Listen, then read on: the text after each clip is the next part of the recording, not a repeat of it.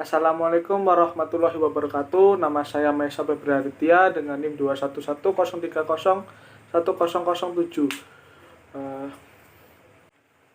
Baik, di sini saya akan menjelaskan untuk terkait dengan low back pain. Low back pain sendiri adalah rasa nyeri yang terjadi pada pinggang bagian bawah, bisa terasa dari hingga ke pantat dan juga ke paha. Nah, low back pain itu telah dikaitkan dengan perubahan neurokimia, struktural, dan fungsi. Untuk selanjutnya saya akan membahas anatominya. Nah, daerah lumbar letak di bawah dari daerah toraks tulang belakang. Punggung bawah sendiri terdiri dari 5 ruas, yaitu lumbar pertama sampai lumbar ke-5. Nah, vertebra lumbalis ke-5 terhubung dengan bagian atas sakrum. Nah, vertebra tulang belakang lumbal itu dihubungkan di belakang oleh sendi facet yang kemungkinan untuk yang memungkinkan untuk gerakan ekstensi ke depan dan ke belakang serta untuk gerakan memutar atau rotasi seperti itu. Selanjutnya etiologi atau epidemiologi.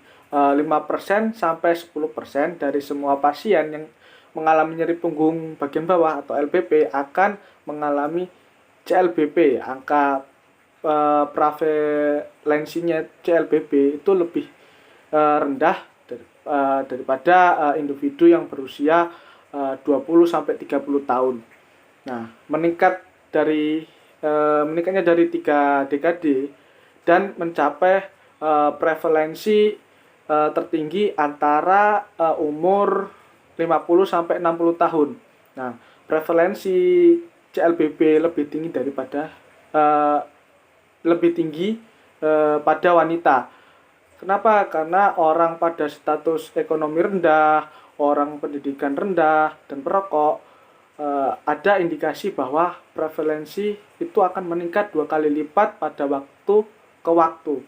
Nah, sehingga itu terjadi karena perubahan penting dalam hidup individu tersebut. Faktor-faktor seperti riwayat keluarga, terus ada nyeri punggung yang melumpuhkan atau yang berkepanjangan dan nyeri yang menjalar seperti itu. Berikutnya karakteristik. Nah, sebagian besar pasien yang menderita CLBP akan mengalami nyeri di daerah atau umumnya mengalami nyeri di daerah punggung bagian bawah dan gangguan mobilitas.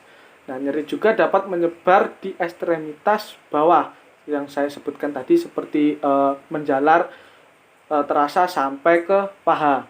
Nah, pasien dengan CLBP juga dapat mengalami gangguan gerakan dan koordinasi. Ini juga dapat menjadi tantangan bagi pasien untuk mempertahankan posisi netral kita atau posisi tegak kita sehingga malah ligamen itu terjadi seperti itu. Untuk yang selanjutnya yaitu prosedur diagnostik. Nah, jika pasien itu mengalami atau merasakan sakit yang berterusan selama 3 tahun atau lebih, nah, itu bisa kita menganggapnya sebagai penyakit low back pain atau LBP. Nah, dalam kasus nyeri punggung ini, punggung bagian bawah, yang spesifik atau prosedur diagnostik lain ini diperlukan untuk memastikan diagnosisnya atau magnetic resonance imaging atau MRI dan komputer tomografi atau CT scan. Nah, dapat memajukan penyakit ini atau dapat mendeteksi penyakit ini. Namun demikian pasien juga sering salah diagnosis. Pencegahan untuk LBP itu seperti aktivitas yang bertingkat dan pendidikan perilaku merupakan pengobatan yang sangat menjanjikan untuk pencegahan LBP ini. Dan untuk menjelaskan fisiologi nyeri juga dapat bekerja secara preventif. Untuk selanjutnya yaitu adalah manajemen medis. Farmakologi itu adalah pedoman klinis terbaru tentang LBP dari negara Inggris, Belgia, dan Amerika Serikat. Nah, telah merekomendasi perubahan penggunaan farmakologi ketika mengobati nyeri LBP.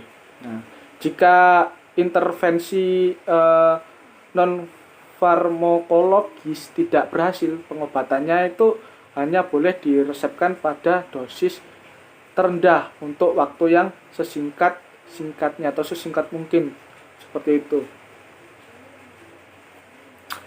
Kayak misalnya obat paracetamol itu, terus intervensi dari saya itu saran ya untuk LBP non spesifik, saran umum untuk tentang memanajemen diri adalah tetap aktif, seperti itu. Untuk latihan pergelangan dan fleksibilitas itu digunakan untuk meningkatkan jangkauan gerak hamstring, terus quadricep, terus sendi pada pinggul, seperti itu. Untuk terapi latihannya ini telah terbukti memiliki efek atau memiliki efek yang sangat-sangat menguntungkan bagi tubuh penderita LBP. Nah, dan ini juga direkomendasikan dalam 3 pedoman klinis yang baru saja diterbitkan. Nah, berikut ini adalah latihan-latihan untuk mengurangi atau mencegah LBP itu. Pertama adalah latihan penguatan inti, terus ada latihan kontrol motorik, terus ada latihan diskriminasi sensorik, itu ada traksi, metode McKenzie, terus ada pijat dan akupuntur, seperti itu latihannya. Garis bawah klinis, pendekatan multidisiplin dalam mengobati LBP disarankan terutama pada pasien yang menjalani pengobatan konservatif, terapi latihan. Mungkin terapi latihan ini sudah cukup umum ya. Metode McKenzie itu juga bisa diterapkan, atau latihan kontrol motorik juga pilates juga bisa, dan yoga dapat digunakan juga untuk pasien yang memiliki minat dalam hal ini, atau yang memiliki minat dalam hal olahraga atau yang berkaitan dengan fisik, seperti itu. Mungkin itu saja yang bisa saya sampaikan. Kurang lebihnya saya mohon maaf. Ihdinas siratal mustaqim. Wassalamualaikum warahmatullahi wabarakatuh.